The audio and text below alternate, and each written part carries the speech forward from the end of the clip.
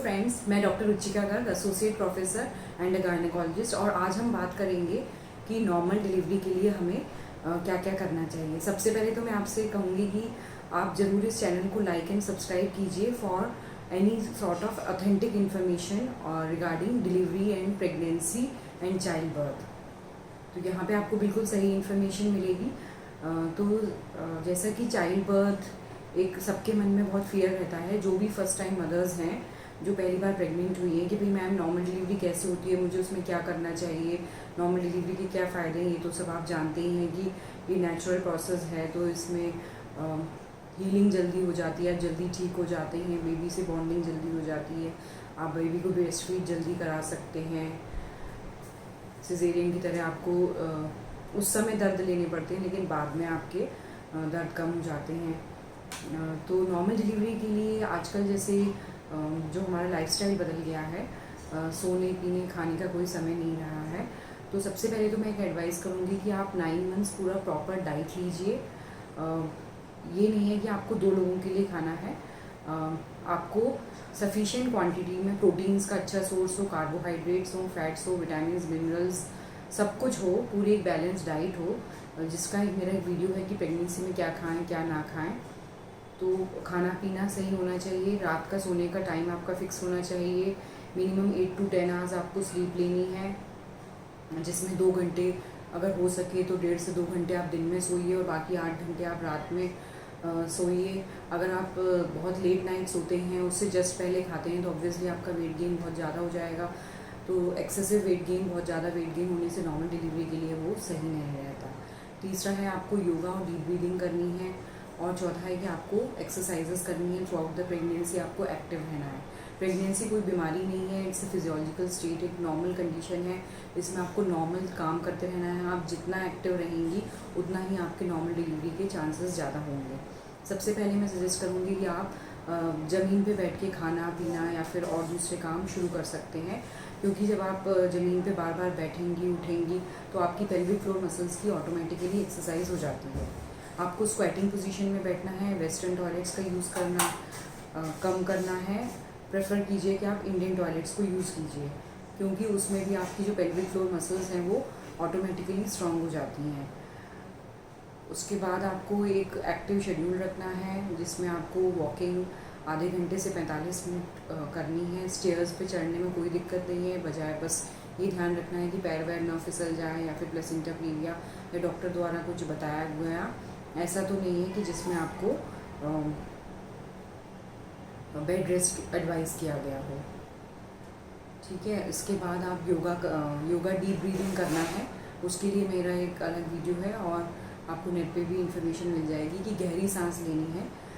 उससे क्या है कि आपकी जो लंग्स की कैपेसिटी है वो प्रेगनेंसी में बिकॉज जो यूट्रस ऊपर आ जाता है तो थोड़ी कम हो जाती है, तो आपको और लेबर के समय, डिलीवरी के प्रोसेस के समय जब आपको पुश करते हैं, जब भी आपको गहरी सांसें लेना बहुत ज़रूरी होता है। उसके अलावा आप कीगल्स एक्सरसाइज कीजिए, बटरफ्लाई पोज और स्क्वैटिंग पोजीशन, और थोड़ी पेल्विक फ्लोर मसल्स को कॉन्ट्रैक्ट करने के लिए कीगल्स एक्सरसाइज के लिए मेरा एक ऑलरेडी वीडियो है। उसके लिए बेस्ट है कि आप यूरिन रोकेंगे उस टाइप से, आपकी नीचे की पेल्विक फ्लोर मसल्स को कॉन्ट्रैक्ट कीजिए, 10 तक गिनती बोलिए और फिर छोड़िए। तो इस तरह से आपकी नीचे की पेल्विक फ्लोर मसल्स होंगी टाइट, तो आपके नॉर्मल डिलीवरी के चांसेस बढ़ जाएंगे। और अगर आप पहले से एक्सरसाइज करते हैं तो उस एक्सरसाइज शेड्यूल को कंटिन्यू कीजिए, लेकिन ये नहीं है कि आप 9वें महीने में एक्सरसाइजेस शुरू कर देंगे तो आपको कोई बेनिफिट मिलेगा। बेस्ट है कि आप शुरुआत से ही एक्टिव रहें। वॉकिंग और झाड़ू पोछा जितने भी काम हैं अगर आप करते रहेंगे तो आप फिज़िकली एक्टिव रहेंगे, तो आपकी मसल्स ऑलरेडी स्ट्रॉन्ग रहेंगी, तो आपको नॉर्मल डिलीवरी में पेन्स लेने में ईजी होगा। आप अपने गायनेकोलॉजिस्ट पे बिलीव रखिए, ऐसे डॉक्टर से आप वो करिए जिन पे आप ट्रस्ट करते हैं, बिकॉज हमारा आउटकम नॉर्मल डिलीवरी नहीं है। हमारा जो प्रेगनेंसी का एम है, गोल है, वो हमारा है कि हेल्दी जच्चा और बच्चा हमें स्वस्थ चाहिए। अगर किसी भी पॉइंट पे लेबर के समय डॉक्टर को ऐसा लगता है कि सिजेरियन की ज़रूरत है, तो आपको सिजेरियन के लिए अपनी कंसेंट दे देनी चाहिए। कभी कभी सब कुछ सही चलते हुए भी कभी कॉर्ड का अलबट्टा होता है, जिसकी वजह से हेड नीचे डिसेंड नहीं हो रहा है, या फीटल हार्ट रेट, बच्चे की धड़कन में कुछ खराबी हो रही है, ऑक्सीजन की कमी हो रही है बच्चे को, या मदर पेन्स नहीं ले पा रही है, तो ऐसे कंडीशन में डॉक्टर किसी भी समय आपको एडवाइस कर सकता है कि इनको अब नॉर्मल डिलीवरी की जगह सिजेरियन के लिए लेना होगा, तो you have to trust your doctor. और अपने लेबर रूम में एक ऐसे अपने पार्टनर को अगर ले जाना अलाउड है, तो जो जिन पे आप बिलीव करते हैं और जो आपके लिए बहुत सपोर्टिव हैं उनको आप ले जाइए, क्योंकि हो सकता है आपको बैक मसाज की ज़रूरत पड़े और वो आपको through out the labour support करते रहेंगे। डिलीवरी की जब ये 5 से 6 घंटे का टाइम होता है, वो उस समय आप हाइड्रेटेड रहिए, पानी पीते रहिए, क्योंकि आखिर के समय में आपको पुश करना है।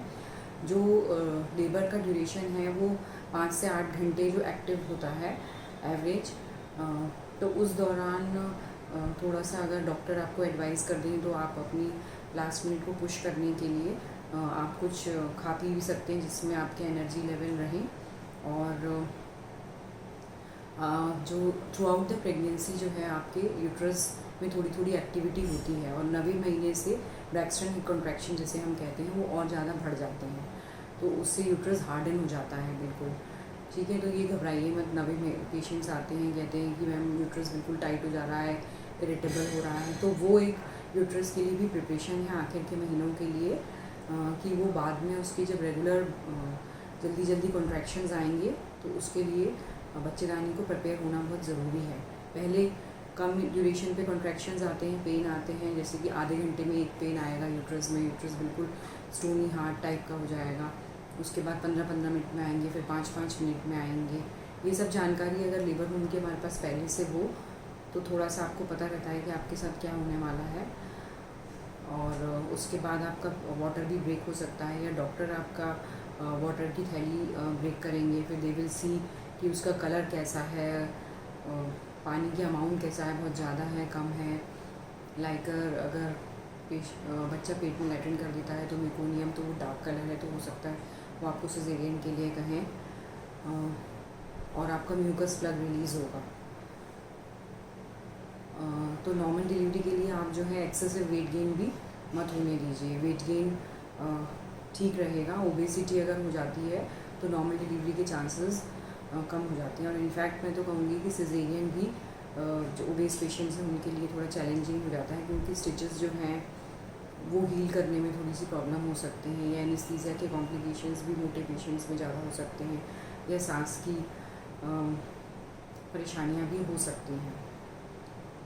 तो exercise, yoga, deep breathing through out 9 months active रहें, और अपने डॉक्टर पे विश्वास रखें।